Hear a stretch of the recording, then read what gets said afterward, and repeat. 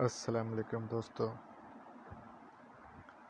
آصف نگری novel by M a Rahat part 4۔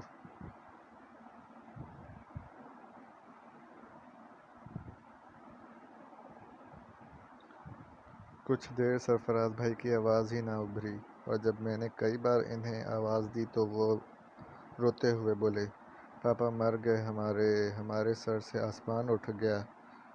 تمہیں یقین ہے صاحب کہ وہ پاپا ہی کی لاش تھی؟ ہاں، مجھے بتائیے میں کیا کروں سرفراز بھائی، میں کیا کروں؟ میں شدید اعصابی دباؤ کا شکار ہوں۔ ہمارا انتظار کرو، ہم تینوں آ رہے ہیں۔ مجھے بس تھوڑی سی ضروری کارروائیاں کرنی ہوں گی، زیادہ سے زیادہ میں کل تک کر لوں گا یہ کارروائی۔ ہو سکتا ہے کل رات تک ہمیں بھی فلائٹ ملے، ہم اس سے آ جائیں۔ میں تم سے رابطے میں رہوں گا، اپنے آپ کو حوصلہ دو، میں آ رہا ہوں۔ تایا ابو کو سنبھالے رکھو، میں آ رہا ہوں۔ سرفراز نے کئی بار یہ جملہ دہرایا۔ اس سے اندازہ ہوتا تھا کہ وہ بھی سخت ذہنی دباؤ کا شکار ہیں۔ اس کے بعد فون کا سلسلہ منقطع ہو گیا۔ فون بند کر کے میں نے تایا ابو کی طرف دیکھا، ان کی آنکھوں سے مسلسل آنسو بہہ رہے تھے۔ سلطانہ نے کہا، شہاب بھائی حوصلہ رکھیے، حوصلہ رکھیے پلیز۔ کیا کہہ رہے تھے وہ لوگ؟ سلطانہ، وہ آ رہے ہیں، آنے سے پہلے ہمیں اطلاع دیں گے، انہیں آنا ہی چاہیے۔ ابو اب ہم انہیں جانے نہیں دیں گے، ان سے کہیں کہ سب کچھ چھوڑ چھاڑ کر یہاں آ جائیں۔ اللہ کا دیا یہاں سب کچھ موجود ہے، خدا کی قسم یہ لوگ اگر مستقل یہاں آ جائیں تو میری تو زندگی کے چند سال اور بڑھ جائیں گے۔ اب یہ بتائیے ابو کہ یہاں موجودہ لوگوں کو اطلاع کیسے دی جائے؟ کیسی باتیں کر رہی ہو سلطانہ، یہ ہمارے لیے اجنبیوں سے بدتر ہیں۔ کیا اطلاع دینا کسی کو؟ میرا بھائی مجھ سے جدا ہو گیا، کسی کو آواز دوں؟ بہن کو، جو صرف نام کی بہن ہے؟ کون ہے ہمارا بیٹے؟ ہمیں اپنے غم خود ہی سنبھالنے پڑیں گے، تایا ابو نے کہا، اور اس کے بعد وہ پھر زارو قطار رو پڑے۔ کوئی 1 گھنٹے بعد دانیہ کا فون آیا، وہ بھی زارو قطار رو رہی تھی۔ اس نے ہچکیوں کے درمیان پاپا کی موت کی تصدیق کی۔ بڑا درد بھرا لہجہ تھا اس کا۔ بھائی جان کیا اب ہم کبھی پاپا کو نہیں دیکھ سکیں گے؟ اس نے کہا، اور میری بھی ہچکیاں بن گئیں، میرے بھی منہ سے کوئی آواز نہیں نکل سکی تھی۔ ہائے بھائی جان، ہم تو زندہ درگور ہو گئے، ہماری تو سمجھ میں نہیں آ رہا کہ ہم کیا کریں۔ دانیہ، سرفراز بھائی کہاں ہیں؟ وہ پاکستان آنے کی کوششوں میں لگے ہوئے ہیں، کمپنی کے بڑے بڑے لوگوں سے بات کر رہے ہیں، دیکھیں کیا ہوتا ہے۔ ماما کہاں ہیں؟ انہیں نیند کے انجیکشن دے کر سلا دیا گیا ہے، ان کی طبیعت بہت خراب ہے۔ سرفراز بھائی آئیں تو مجھے فون کرا دینا۔ جی بھائی جان، آپ اپنا خیال رکھیے گا۔ وہاں دشمنوں نے آپ کو کوئی تکلیف پہنچانے کی کوشش تو نہیں کی؟ نہیں دانیہ، یہاں تو کسی دشمن کا کوئی پتہ ہی نہیں ہے۔ چلو اب ملو گی تو بات ہوگی۔ پاپا کے بغیر، دانیہ نے کہا اور پھر رو پڑی۔ وہ مشکل تمام میں نے تسلی دے کر اسے خاموش کیا تھا۔ کوئی آدھے گھنٹے کے بعد پولیس اسٹیشن کا انچارج اور ظاہر حسین ایڈوکیٹ ایک وکیل کے ساتھ آئے تھے۔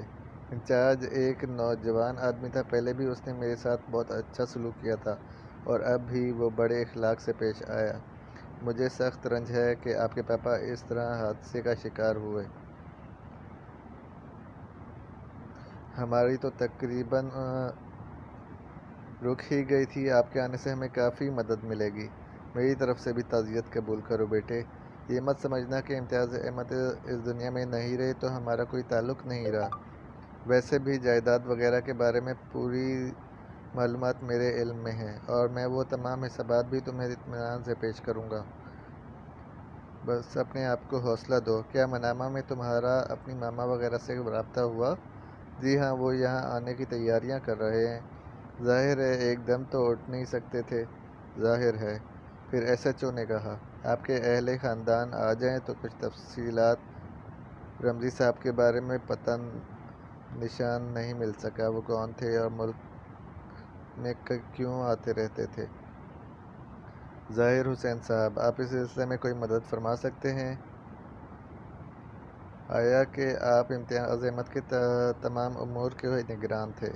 ظاہر حسین بولے، تعجب کی بات ہے آپ نے فلیٹ سیل نہیں کیا۔ یہ تو ایک غیر قانونی عمل ہے۔ ہو سکتا ہے کوئی چیز آپ کی نگاہوں سے اوجھل رہ گئی ہو۔ آپ بالکل فکر نہ کریں ظاہر صاحب، پہلے بھی اچھی طرح تلاشی لے لی گئی تھی اور اب فلیٹ کو فوراً ہی دوبارہ سیل کرا دیا گیا ہے۔ تھوڑی دیر تک یہ لوگ بیٹھے رہے اور اس کے بعد چلے گئے۔ رات کے کوئی 7:45 سرفراز بھائی کا فون آیا۔ ہاں شہاب، کیا حال ہے؟ ٹھیک ہوں بھائی جان، تمام تیاریاں ہو گئی ہیں۔ میں کل 12:30 دن کی فلائٹ سے ماما اور دانیہ کے ساتھ پہنچ رہا ہوں۔ براہ کرم ہمیں ایئرپورٹ سے لے لینا۔ ٹھیک ہے بھائی جان، میں نے جواب دیا۔ گھر کے ماحول پر بڑا سوگ طاری تھا۔ رات کا کھانا بھی کسی نے نہیں کھایا۔ رات کو 1 بجے تک ہم لوگ بیٹھے باتیں کرتے رہے اور پھر میں اٹھ کر اپنے کمرے کی جانب چل پڑا۔ میرے دماغ میں غم و اندوہ کا طوفان تھا۔ میں اپنے بستر پر آ کر لیٹ گیا اور تمام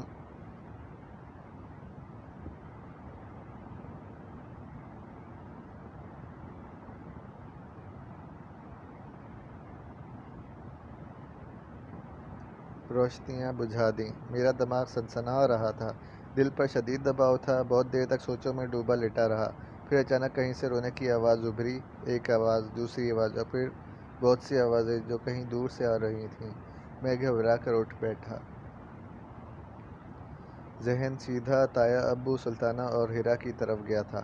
ہو سکتا ہے پاپا کے سلسلے میں کوئی بات ہوئی ہو اور یہ سب بے اختیار ہو گئے ہوں۔ میں بستر پر پاؤں لٹکا کر بیٹھ گیا اور آوازوں پر غور کرنے لگا، لیکن کچھ ہی لمحوں کے بعد یہ اندازہ ہوا کہ رونے پیٹنے کی یہ آوازیں تایا ابو، ہیرا اور سلطانہ کی نہیں ہیں۔ آوازیں 3 افراد سے زیادہ کی تھیں۔ ان میں سے 2-3 مردانہ آوازیں بھی شامل تھیں اور باقی نسوانی تھیں۔ ہو سکتا ہے پڑوس میں کوئی حادثہ ہو گیا ہو۔ ویسے بھی آوازیں ذرا دور سے آتی ہوئی لگ رہی تھیں۔ پھر بھی تجسس نے مجبور کیا اور میں نے دیوار کے قریب پہنچ کر تیز روشنی والا بلب جلا دیا۔ پھر سلیپر پہن کر کمرے کے دروازے سے باہر نکل آیا۔ باہر نکل کر میں ان آوازوں پر غور کرنے لگا۔ آوازوں کی سمتیں تبدیل ہو رہی تھیں، کبھی وہ دائیں سمت سے آتیں، کبھی بائیں سمت سے، اور کبھی یوں لگتا جیسے کہیں بلندی سے یہ آوازیں آ رہی ہوں۔ میں کمرے کے سامنے والی راہداری میں آگے بڑھا اور پھر راہداری کے کھلے ہوئے حصے سے داہنی سمت دیکھا۔ باہر بے کرراں رات پھیلی ہوئی تھی۔ ہولناک سناٹے میں لمبے لمبے درخت گہری تاریکی میں ڈوبے ہونے کے باوجود بھیانک ہیولوں کی شکل میں نظر آ رہے تھے۔ پھر میری نگاہ اس طرف اٹھ گئی جہاں وہ عجیب و غریب جگہ تھی۔ میں نے وہاں روشنی دیکھی، پیلی، مدھم اور بے رونق روشنی، جبکہ وہاں کوئی بلب وغیرہ تھے، نہ روشنی کا کوئی انتظام۔ میں نے دن کے اجالا میں وہ جگہ دیکھی تھی، لیکن اس وقت وہاں سے ابھرنے والی پیلی روشنی بڑی عجیب لگ رہی تھی۔ ایک لمحے کے لیے دل میں خیال آیا کہ وہاں جا کر دیکھوں۔ ہوا کے دوش پر رونے کی آوازیں یقینی طور پر اسی سمت سے آ رہی تھیں، لیکن پھر ہیرو بننے کا ارادہ فوراً ترک کر دیا، کیونکہ جس طرح کے جھاڑ جھنکار، ٹوٹی ہوئی لکڑیوں کے انبار، سوکھے ہوئے پتے پڑے ہوئے تھے، وہاں کوئی سانپ وغیرہ بھی ہو سکتا تھا۔ رونے پیٹنے کی آوازیں اب بھی آ رہی تھیں۔ میں نے سوچا کہ دوسری راہداری میں جاؤں جہاں تایا ابو وغیرہ کے کمرے تھے۔ یقیناً یہ آوازیں انہوں نے بھی سنی ہوں گی۔ ابھی میں کھڑا سوچ ہی رہا تھا کہ اچانک اس ویران جگہ روشنی تیز ہو گئی جہاں میں نے پیلی مدھم روشنی دیکھی تھی۔ میری نگاہیں ادھر جم گئیں۔ تب میں نے مدھم مدھم سی بھنبھناہٹیں سنیں، جو انسانوں ہی کے بولنے کی آوازیں تھیں۔ تیز روشنی متحرک تھی اور پھر وہاں سے لمبے لمبے سفید سائے نمودار ہونے لگے۔ 100% انسانی جسم ہی تھے، قد و قامت بہت زیادہ، سفید لمبے لمبے چوغوں میں ملبوس۔ ان کے چہرے بھی سفید کپڑے سے ڈھکے ہوئے تھے۔ تعداد کوئی 18 اور 20 کے درمیان ہوگی۔ پھر انہی میں سے چند افراد نے جھک کر ایک جنازہ اٹھایا۔ گہوارہ تھا جس پر سفید کپڑا پڑا ہوا تھا۔ یہ جنازہ اسی انوکھی عمارت سے نمودار ہوا تھا جس کی وجہ تعمیر اور طرز تعمیر ناقابل یقین تھی۔ میں حیرت سے منہ اور آنکھیں پھاڑے اس انوکھے منظر کو دیکھتا رہا۔ وہ لوگ کشاں کشاں اس بغلی دروازے کی طرف جا رہے تھے جو مستقل طور پر بند پڑا رہتا تھا۔ میں نے اس دروازے کو بھی دیکھا تھا جو ایک خاصے بڑے پھاٹک کی شکل میں تھا، لیکن اس کے آس پاس جھاڑ جھنکار کی ڈھیر تھے اور وہ ناقابل استعمال نظر آتا تھا۔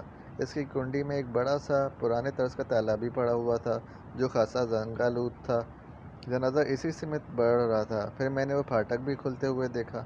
جنازہ لے جانے والے اس پھاٹک سے باہر نکل گئے تھے اور انہی میں سے ایک نے پھاٹک اندر سے بند کر دیا تھا۔ پھر اس عمارت کی پیلی مدھکوک روشنی بجھ گئی، رونے پیٹنے کی آوازیں ایک دم بند ہو گئی تھیں۔ مجھے حیرت اس بات پر تھی کہ تایا ابو، ہیرا اور سلطانہ وغیرہ نہیں جاگے تھے۔ میں واپس پلٹا تو مجھے ایک کمرے میں ایک روشنی سی لرزتی نظر آئی۔ یہ کمرہ دادی اماں کا تھا۔ میں دادی اماں کے کمرے کی جانب چل پڑا۔ کمرے کا دروازہ آدھا کھلا ہوا تھا اور اندر روشنی ہو رہی تھی۔ میں نے دروازے پر ہلکی سی دستک دی اور اندر داخل ہو گیا، لیکن دادی اماں کا بستر دیکھ کر میرا دل اچھل کر حلق میں آ گیا۔ دادی اماں کا بستر خالی تھا۔ میں نے پھٹی پھٹی نگاہوں سے چاروں طرف دیکھا، پھر دوڑ کر بستر کے دوسری جانب پہنچ گیا۔ میرے دل میں فوراً ہی یہ خیال جگا تھا کہ کہیں دادی اماں بستر کی دوسری طرف گر تو نہیں گئیں، لیکن دادی اماں وہاں نہیں تھیں۔ اب کمرہ اتنا بڑا بھی نہیں تھا کہ دادی اماں کے کہیں چھپ جانے کا خیال آئے۔ واش روم میں بھی اندھیرا چھایا ہوا تھا۔ پھر بھی میں دوڑ کر واش روم کی طرف گیا، حالانکہ یہ ایک احمقانہ عمل تھا۔ دادی اماں کومے میں تھیں اور کسی بھی طرح یہ ممکن نہیں تھا کہ وہ اپنے قدموں سے چل کر واش روم گئی ہوں۔ سارے کام ہیرا ہی کرتی تھی اور بقول تایا ابو کے دادی اماں کے وجود میں کوئی جنبش تک نہیں ہوتی تھی۔ حالانکہ اس سلسلے میں میرا تجربہ کچھ اور تھا، لیکن ان میں سے کوئی ماننے کو تیار نہیں تھا۔ پھر دادی اماں کہاں گئیں؟ میں پریشانی سے چاروں طرف دیکھتا رہا۔ اب اس کے علاوہ اور کوئی چارہ کار نہیں تھا کہ میں جلدی سے تایا ابو کے کمرے میں جا کر دادی اماں کے بارے میں بتاؤں۔ میں پھرتی سے باہر نکلا، لیکن نہ جانے کیوں 4-5 قدم چلنے کے بعد ہی میرے پاؤں رک گئے۔ مجھے یوں لگا جیسے کسی نے میرا راستہ روک لیا ہو۔ میں نے ایک بار پھر حیرانی سے ادھر ادھر دیکھا۔ پھر میرے ذہن میں خیال آیا کہ یہاں ہر کام انوکھا ہو رہا ہے۔ مجھے خاموشی اختیار کرنی چاہیے، کہیں وہ لوگ مجھے پاگل نہ سمجھیں۔ دادی اماں نے بھرپور طریقے سے آنکھیں کھول کر مجھے دیکھا تھا، مسکرائی بھی تھیں، اور پھر دوبارہ انہوں نے میرے ہاتھ پر اپنی انگلیوں پر گرفت بھی کی تھی۔ لیکن یہ لوگ کہتے تھے کہ ان کے اندر ذرا بھی جنبش نہیں ہے۔ دل نے کہا کہ بہت آگے بڑھنے کی کوشش نہ کرو ورنہ نقصان اٹھاؤ گے، اور میرے قدم واپسی کے لیے اٹھ گئے۔ میں اب تک جو کچھ دیکھتا رہا تھا وہ ناقابل یقین تھا، لیکن بہر طور یہ سب کچھ میرے سامنے ہوا تھا۔ میں پریشان سا واپس اپنے کمرے میں پہنچا۔ دروازے پر پہنچ کر میں ایک بار پھر حیران ہو گیا، کیونکہ یہاں سے باہر نکلنے سے پہلے میں نے تیز روشنی والا بلب جلا دیا تھا، لیکن اس وقت یہاں گھوپ اندھیرا تھا۔ لائٹ بھی نہیں کی گئی تھی، کیونکہ دوسری جگہیں روشن تھیں، اور میں اس روشن راہداری سے گزر کر اپنے کمرے تک آیا تھا۔ پھر میرے کمرے کا بلب کس نے بجھا دیا؟ میں چند لمحات کے لیے دروازے پر رکا اور پھر اپنے کمرے میں داخل ہو گیا، لیکن دوسرے ہی لمحے چٹاخ کی ایک آواز آئی اور ایک زوردار تھپڑ میرے منہ پر پڑا۔ تھپڑ اتنا زوردار تھا کہ میرا چہرہ دوسری طرف گھوم گیا۔ ایک لمحے کے لیے تو میرے پورے بدن کے رونگٹے کھڑے ہو گئے، لیکن دوسرے ہی لمحے زوردار تھپڑ نے میری کھوپڑی گھما دی۔ میرا خون کھول گیا۔ کون ہے؟ سامنے آ جاؤ، میں تمہیں گالی نہیں دینا چاہتا، مگر دیکھوں تو صحیح کہ تم ہو کون۔ میں نے اندازے سے دیوار کی طرف ہاتھ بڑھا کر روشنی کر دی۔ میرا چہرہ غصے سے سرخ ہو گیا تھا۔ میں نے چاروں طرف دیکھا۔ اس وقت واقعی اگر مجھے کوئی نظر آ جاتا تو جانے کیا ہو جاتا۔ میں نے خونی نگاہوں سے چاروں طرف دیکھا اور کہا، سامنے آؤ، میں ایک ایک کو دیکھ لوں گا۔ کیا سمجھتے ہو اپنے آپ کو؟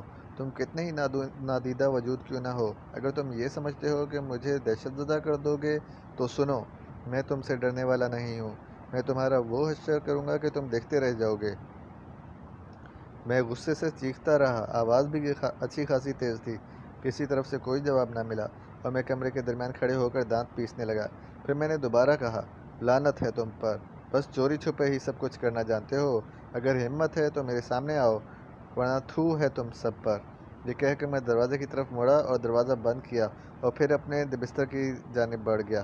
بستر پر بھی میں نہیں لیٹا تھا، بلکہ پاؤں لٹکا کر بیٹھا رہا تھا۔ میں اس نادیدہ وجود سے خوفزدہ نہیں تھا جس نے مجھے تھپڑ مارا تھا، بلکہ میری خواہش تھی کہ کوئی سامنے آئے اور میں اس سے دو دو ہاتھ کروں۔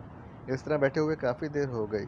تب میں گہری سانس لے کر لیٹ گیا، لیکن دل میں یہی فیصلہ کیا تھا کہ اب میرے اور ان پراسرار قوتوں کے درمیان جنگ چلے گی۔ تب میں نے ان نادیدہ قوتوں کو مخاطب کر کے کہا، پہلے میرے دل میں کچھ اور تھا، لیکن اب میں یہ رہائش گاہ نہیں چھوڑوں گا۔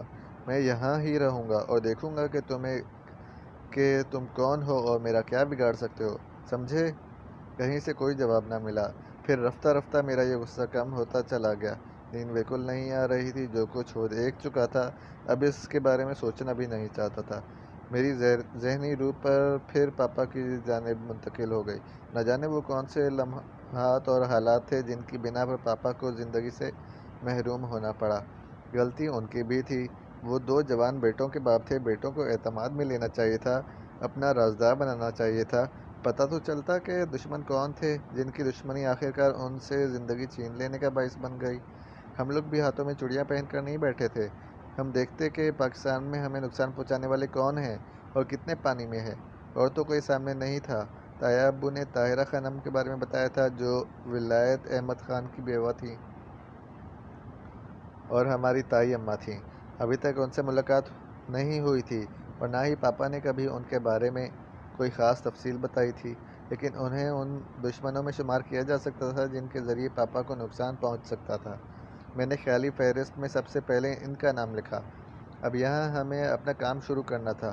جو لوگ ہمیں ہمارے باپ سے محروم کرنے کا باعث بنے تھے، انہیں زندگی کے سکون سے محروم کرنا ہمارا فرض تھا۔ دوسرے نمبر پر پھوپھی اماں آتی تھیں۔ یہ پھوپھی جان جن کا نام جہاں آرا بیگم تھا، انہیں بھی دیکھنا ہوگا۔ ان میں سے کسی کو اگر پاپا کے دشمنوں کے بارے میں کچھ معلوم ہوا یا یہ لوگ خود پاپا کے دشمنوں میں سے نکلے تو خدا کی قسم میں ان کا جینا حرام کر دوں گا۔ دیکھوں گا وہ لوگ کتنے پانی میں ہیں۔ پھر میرے دل میں پاپا کے لیے گداز پیدا ہوا۔ بہت اچھے تھے، بس ایک چھوٹی سی شکایت پیدا ہو گئی تھی ان سے کہ وہ ہمیں پاکستان کیوں نہیں لاتے تھے۔ اب ہم اتنے بچے تو نہیں ہیں، انہوں نے ہمیں اپنی مشکلوں کا ساتھی کیوں نہیں بنایا؟ پاپا، اچھا نہیں کیا آپ نے۔ اس طرح کہیں کوئی اپنی اولادوں کو چھوڑ کر جاتا ہے؟ اس تصور سے آنکھیں بھیگ گئیں اور بہت دیر تک میں روتا رہا۔ پتہ نہیں یہ دل کا غبار نکل جانے والی بات تھی یا پھر وقت ہی اتنا زیادہ ہو گیا تھا کہ آنکھوں میں نیند آ گئی اور میں دنیا و ما فیہا سے بے خبر ہو گیا۔ اور پھر یہ نہیں کہہ سکتا کہ کتنی دیر سویا رہا تھا یا اس وقت کیا بجا تھا جب مجھے سینے کے قریب ایک عجیب سی چبھن اور دباؤ کا احساس ہوا۔ یہ احساس کچھ غیر معمولی ہی تھا جس نے میری نیند اڑا دی تھی۔ میں نے ماحول کا جائزہ لینے کی کوشش کی تو احساس ہوا سینے کے عین درمیان ایک دباؤ سا پڑ رہا ہے اور وہیں چبھن بھی ہے۔ اور پھر جب آنکھیں کھلیں تو تھوڑے ہی فاصلے پر میں نے کچھ دیکھا۔ شعور آہستہ آہستہ جاگا تو مجھے دو آنکھیں دکھائی دیں۔ ہاں، وہ دو آنکھیں ہی تھیں، کیونکہ ان آنکھوں کے سفید سفید ڈیلے ادھر سے ادھر گردش کر رہے تھے۔ ان آنکھوں کی سفیدی میں پتلیوں کا کوئی نشان نہیں تھا، البتہ دو سیدھی سیاہ لکیریں ڈیلوں کے عین درمیان میں تھیں۔ ایک دم سے میرے ذہن میں روشن دان سے چمکتی ہوئی وہ آنکھیں یاد آ گئیں جو بعد میں ایک چمگادڑ کی آنکھیں ثابت ہوئی تھیں۔ تب مجھے فوراً احساس ہوا کہ میرے سینے کے درمیان جو چبھن ہو رہی ہے وہ چمگادڑ کے پنجوں کے ناخنوں کی وجہ سے تھی۔ چمگادڑ مجھ سے کچھ انچ کے فاصلے پر میرے سینے کے عین درمیان بیٹھی ہوئی خونی نگاہوں سے مجھے گھور رہی تھی۔ تب میں نے اپنا دایاں ہاتھ پوری قوت سے گھمایا، میرا ہاتھ چمگادڑ سے ٹکرایا۔ کچھ اس قدر زوردار ضرب تھی کہ چمگادڑ اچھل کر دیوار سے ٹکرائی اور اس کے حلق سے کئی بھیانک آوازیں نکلیں۔ دوسرے لمحے وہ پھڑپھڑاتی ہوئی فضا میں بلند ہوئی۔ اس کی سفید آنکھوں کا رنگ اب چمکتی ہوئی سرخ آنکھوں میں تبدیل ہو گیا تھا۔ اس کی آنکھوں میں خون اتر آیا تھا۔ میں پھرتی سے مصہری سے نیچے اتر آیا اور میں نے دانت کچکچا کر چمگادڑ کی طرف چھلانگ لگائی، لیکن وہ ایک دم اونچی ہو کر چھت کے قریب پہنچ گئی۔ وہ بھی غالباً مجھ سے مقابلے پر آمادہ تھی۔ میرے رونگٹے کھڑے ہو رہے تھے، سارے بدن پر شدید سردی سی طاری ہو گئی تھی۔ لیکن غصے کی ایک لہر مجھے دیوانہ کیے ہوئے تھی اور مجھے کسی سردی وغیرہ کا احساس نہیں تھا۔ میں بس یہ کوشش کر رہا تھا کہ کسی طرح میرے ہاتھ چمگادڑ تک پہنچ جائیں اور میں اس کی گردن دبوچ لوں۔ چمگادڑ نے غوطہ لگایا اور بالکل عقب سے آ کر میرے اوپر حملہ کیا۔ اس کے خونی پنجے میرے شانے کو چھوتے ہوئے گزر گئے۔ قمیض تھوڑی سی پھٹ بھی گئی اور بہت ہی معمولی سی خراش بھی میرے شانے پر آئی، لیکن ساتھ ہی میں نے گھوم کر اس پر ہاتھ مارنے کی کوشش کی، لیکن اس بار میں اس کوشش میں کامیاب نہیں ہو سکا۔ چمگادڑ نے پلٹ کر ایک بار پھر مجھ پر حملہ کیا۔ اس بار اس نے میرے چہرے کو نشانہ بنانے کی کوشش کی تھی۔ میں نے دونوں ہاتھ ایک مخصوص انداز میں لہرائے اور وہ ان دونوں ہاتھوں کی زد میں آتے آتے بچی۔ وہ میرے چہرے تک نہیں پہنچ سکی تھی، لیکن میں نے محسوس کر لیا تھا کہ وہ میری آنکھوں کو نشانہ بنانا چاہتی ہے۔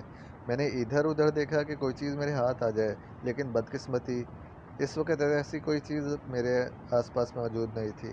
تقریباً 2 یا 2.5 منٹ تک میرے اور چمگادڑ کے درمیان یہ جنگ ہوتی رہی۔ اس کے بعد وہ کریا آوازیں اور چیخیں نکالتی ہوئی اسی روشن دان کی طرف چلی گئی جہاں پہلے بھی ایک بار میں نے اسے دیکھا تھا۔ وہ پر سمیٹ کر روشن دان سے باہر نکل گئی تھی اور میں مسہری پر چڑھ کر اس کی جانب جھپٹنے کی کوشش میں ناکام ہو کر نیچے آ گیا۔ میرے اور چمگادڑ کے درمیان یہ 2.5 منٹ کی جنگ بہت ہی خوفناک تھی۔ اگر چمگادڑ میرے ہاتھ آ جاتی تو میں در حقیقت اس کے ٹکڑے ٹکڑے کر دیتا، لیکن بہرحال وہ پرندہ تھی اور میں ایک انسان۔ میں فضا میں پرواز کر کے اسے نہیں پکڑ سکتا تھا، لیکن میرے دل میں یہ آرزو تھی کہ وہ کسی طرح بھی میرے ہاتھ آ جائے۔ یہ اتنا آسان کام نہیں تھا اور اس بارے میں سوچنا حماقت ہی تھی، لیکن میں یہ سوچ رہا تھا کہ آخر ان بدروحوں نے مجھ سے جنگ کا آغاز کر دیا تھا۔ آپ یقین کریں یا نہ کریں، ایسے کسی مسئلے میں کوئی دلیر سے دلیر انسان بھی ہو خوفزدہ ہو ہی جاتا ہے۔ ایسی نادیدہ قوتیں جو اچانک ہی حملہ آور ہوں اور ان کے بارے میں یہ اندازہ نہ ہو کہ وہ کہاں سے آئی ہیں اور کہاں چلی جائیں گی، ان سے میرے دل میں اب کوئی خوف نہیں تھا، بلکہ ایک انتقام کا سا جذبہ پیدا ہو گیا تھا۔ غالباً پاپا کی موت نے میرے اندر جنون پیدا کر دیا تھا۔ بہت دیر تک میں کمرے کے وسط میں کھڑا سوچتا رہا کہ اب مجھے کیا کرنا چاہیے۔ اس وقت اگر میرے پاس کوئی لکڑی وغیرہ ہوتی تو شاید میں اس چمگادڑ کو آسانی سے بچ کر نہ نکلنے دیتا۔ کچھ نہ کچھ ہونا چاہیے تھا میرے پاس۔ پھر مجھے وہ لکڑی یاد آئی جس سے میں نے بلی کو مارا تھا۔ مجھے معلوم تھا کہ میں نے لکڑی کہاں پھینکی ہے، اور شاید کوئی بھی ہوش مند انسان رات کے اس حصے میں اس ہولناک جگہ جانے کی ہمت نہ کرتا جہاں لکڑی پڑی ہوئی تھی، لیکن میرا جنون مجھے کمرے سے باہر لے آیا، اور اس کے بعد طویل فاصلہ طے کر کے میں جھاڑ جھنکار اور ہولناک ویرانے میں نکل آیا۔ وہ لکڑی اسی جگہ پڑی ہوئی تھی جہاں میں نے اسے پھینکا تھا، اور اس پر خون بھی لگا ہوا تھا۔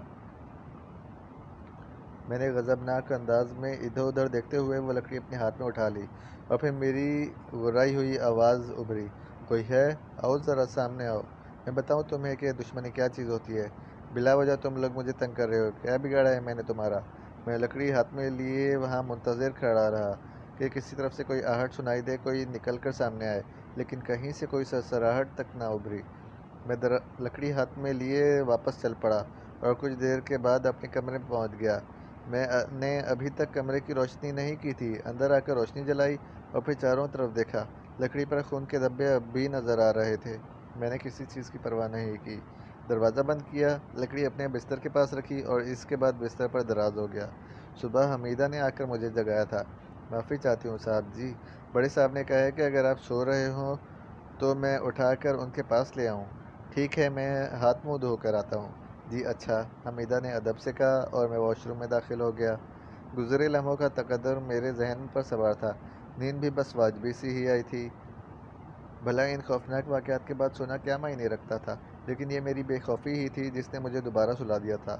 منہ ہاتھ دھو کر بال وغیرہ سنوارے، لباس درست کیا اور اس کے بعد باہر نکل آیا۔ حمیدہ کمرے کے دروازے کے باہر میرا انتظار کر رہی تھی۔ میں آ رہا تھا، تم کیوں انتظار کر رہی ہو؟ صاحب جی وہ لوگ دوسری طرف ہیں۔ دوسری طرف؟ کیا مطلب؟ وہ جی دوسرے حصے میں۔ حمیدہ کی بات میری سمجھ میں نہیں آئی تھی۔ بہرحال میں اس کے ساتھ چل پڑا، اور پھر اس رہائش گاہ کے بالکل ایک ایسے حصے میں جہاں ابھی تک میں نہیں آیا تھا پہنچ کر میں نے حیرانی سے اس دروازے کو دیکھا جو کھلا ہوا تھا۔ حمیدہ اسی کھلے دروازے کی جانب جا رہی تھی۔ میں اس کے پیچھے اندر داخل ہو گیا اور یہ دیکھ کر حیران رہ گیا کہ اسی احاطے کے اندر ایک دوسرا رہائشی حصہ ہے، اور ادھر بھی اچھی خاصی عمارت بنی ہوئی ہے۔ میں نے ابھی تک اس طرف کا رخ نہیں کیا تھا۔ ویسے بھی یہاں آئے ہوئے کون سا بہت زیادہ وقت گزرا تھا، جو بھی گزرا تھا انہی ہنگامہ خیزیوں میں ہی گزرا تھا، اور میں نے بھی پوری عمارت کو دیکھنے کی کوشش نہیں کی تھی، جبکہ اس کے بارے میں نے یہ سن لیا تھا کہ یہ بہت ہی قیمتی جگہ ہے۔ حمیدہ آگے بڑھتی ہوئی ایک کمرے کے دروازے کے سامنے رک گئی۔ اس نے دروازہ کھولا اور مجھے ساتھ آنے کا اشارہ کیا۔ اندر سے آوازیں ابھر رہی تھیں، اور یہ آوازیں تایا ابو، سلطانہ اور ہیرا کی تھیں۔ اندر ایک چھوٹی سی میز، چند کرسیاں تھیں اور ان پر وہ تینوں بیٹھے ہوئے تھے، اور میز پر چائے کے برتن سجے ہوئے تھے۔ تایا ابو بولے، آؤ بیٹا پہلے چائے پی لو، اس کے بعد یہ جگہ دیکھ لینا۔ میں حیران سا ان کے قریب جا کر کرسی پر بیٹھ گیا۔ پھر میں نے کہا، مجھے بالکل پتہ نہیں تھا کہ یہاں اس رہائش گاہ کے علاوہ ایسی اور کوئی جگہ بھی موجود ہے۔ ہم لوگ ہیں ہی کتنے، محض 3 افراد اور ایک ملازمہ حمیدہ۔ شروع سے ہم لوگ ادھر رہتے ہیں۔